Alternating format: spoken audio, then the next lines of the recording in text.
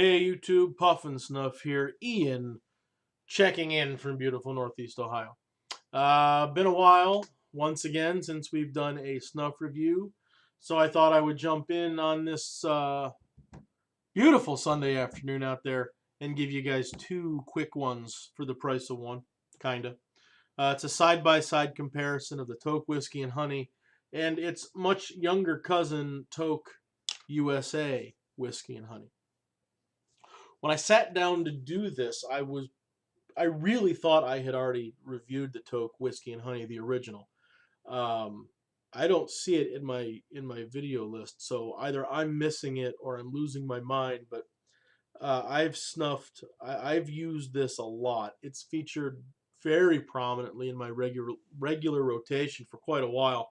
I find it hard to believe that I haven't reviewed it, but I must be losing my mind. Um, on the other hand, the Toque USA is quite new to me. I've used a few grams over the course of the last week. It came in an order from Toque that I just got. Going into it, before cracking the Toque USA tin for the first time, the only thing I knew about the USA line is that it uses Rustica tobacco. And the only thing I know about Rustica tobacco, from what I've read, is that it is much, much stronger in terms of nicotine strength. Um, Beyond that, I know nothing about Rustica. I know if there's no other differences between the original line and their USA counterparts in terms of the ingredients they use to scent the tobacco or their proportion. I don't know. So kind of flying blind when I cracked this guy open for the first time. All of that out of the way, let's talk about the tobacco. They both come in those handy screw top, yet unfortunately flimsy metal Toque tins. The color is quite similar. The lighting in here, I got light coming in from the one side, so one side looks lighter on camera than it does in real life. They are not identical. The Rustica, the Toque USA, looks just a little bit darker to me in the tin under natural light, but we're not talking super dark, super light. The grinds are very similar. The typical Toque grind tends to be on the fine side. This is even a little, I think, finer than some of the Toques that I've had otherwise. It's very, very powdery. It's kind of a toast grind, but it's a little moister, I think, than a typical toast would be. It doesn't necessarily pill, but it certainly will stick to your finger if you can see that. So I say medium fine on the grind and medium on the moisture. The Rustica is virtually the same grind. It may be just a little coarser. I don't think it's intended to be coarser. A majority of it is very powdery, but there are some, you can see where there are some coarser cuttings in there. Let's do tin aromas next.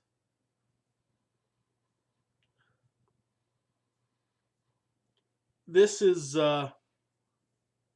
you can get a little bit of that kind of breadiness that you can get from Toque tobacco bases. But the first thing I smell is, and this changes. Sometimes I can really smell the whiskey. Sometimes I can't. Right now, I'm mostly getting a vague sweetness with just a little bit of whiskey up underneath there. And when you look at the USA version, see, to me, this smells very different. I get that same kind of breadiness, but the breadiness is a little more intense. That, I'm guessing, has to do with the Rustica tobacco. I am getting the whiskey, I am getting the sweetness, but I also get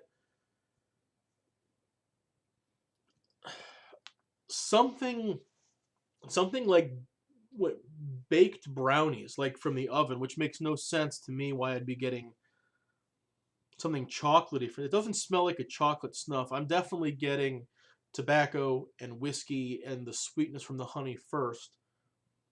but I'm totally getting something chocolatey back in there. I don't know if it's from the whiskey. I don't know if it's from the rustica tobacco in there, but it's kind of strange. So I'm going to go ahead and put the first round up in the nose here. We're going to do the Toque Original Whiskey and Honey first. Just a little pinch.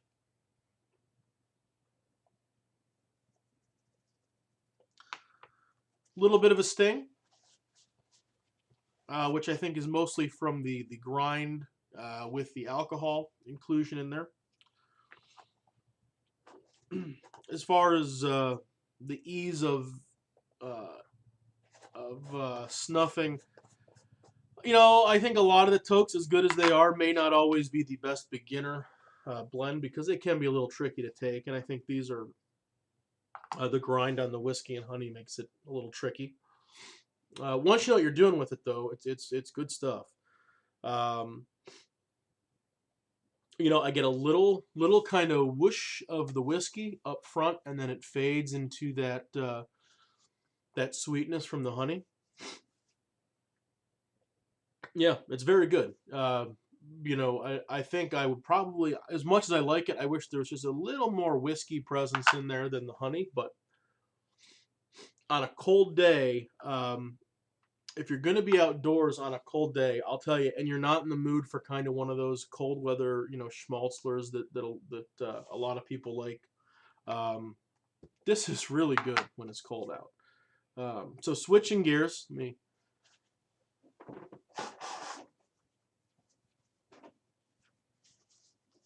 try to make a little bit of room here for the new kid in town. Switching over to the USA.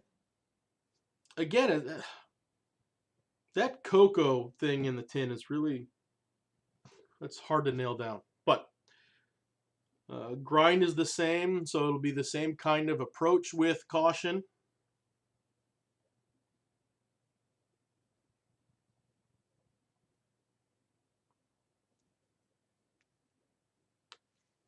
Yowza.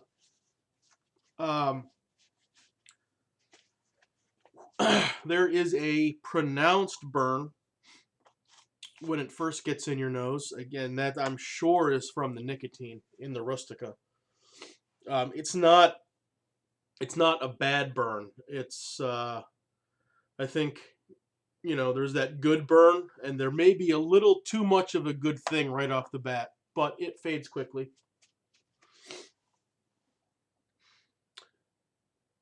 Very similar to the original in the sense that the first thing I pick up is a little bit of whiskey, but that fades quickly and kind of gives way to the honey. And I'll tell you, I'm still getting some chocolate, and there's nothing that I've read that should indicate there should be anything chocolatey in here. So I don't know if I'm mistaking the natural qualities of the rustica tobacco and saying that it's chocolatey, or if perhaps they've used a different whiskey that may have some chocolate tones to it. I don't know, but I swear it's in there. It's a very good snuff. If you can get, if your technique is to where you can take some of the fine, it's not that we're not talking, white elephant or Delakia white. We're not talking the ultra dry or ultra fine. And